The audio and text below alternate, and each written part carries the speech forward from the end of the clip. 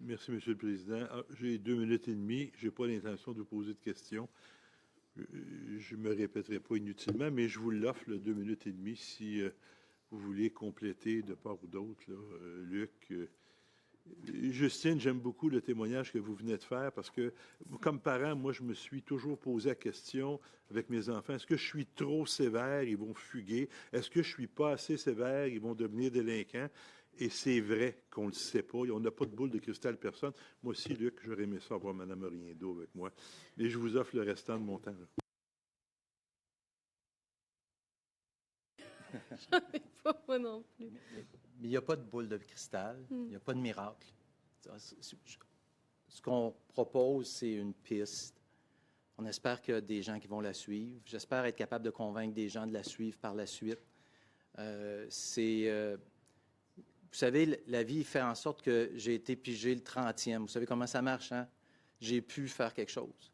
Et j'ai eu la chance de pouvoir présenter un projet de loi rapidement. Puis ça, c'est un message que la vie nous envoie.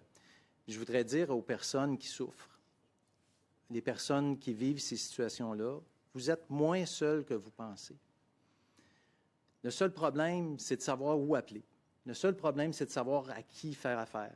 Parce qu'il y a beaucoup de ressources, mais on se fait souvent, quand c'est des situations d'urgence, référer au numéro de l'hôpital, au centre de crise ou des choses comme ça. Mais au-delà de ça, il y a toute la vie qui continue. Puis il y a des parents qui souffrent. Puis il y a des jeunes, des frères, des sœurs qui souffrent. S'il y a des gens qui entendent ça, je veux dire, il y a eu au moins 2 suicides suite au suicide de David. Des suicides parce qu'ils ont imité David. Dans d'autres familles. Donc, il y a d'autres familles qui souffrent.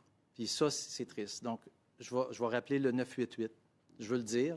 C'est important qu'on le mentionne. Si vous vous sentez mal, si vous vous sentez, appelez au moins une fois. Appelez, ça coûte rien, ça prend 2 secondes, puis vous allez pouvoir parler à quelqu'un si vous êtes dans un état comme celui-là. Mais chose certaine, il ne faut pas rester à cet appel-là. Il faut aller plus loin après. Parce que c'est une crise. Il faut traverser la crise avec le 988 ou le 1866, j'appelle au Québec. Puis dans toutes les provinces, il y a des numéros de téléphone. Mais à part la suite, il faut être mieux accompagné. Merci de m'avoir permis de rappeler l'importance de consulter. La seule chose que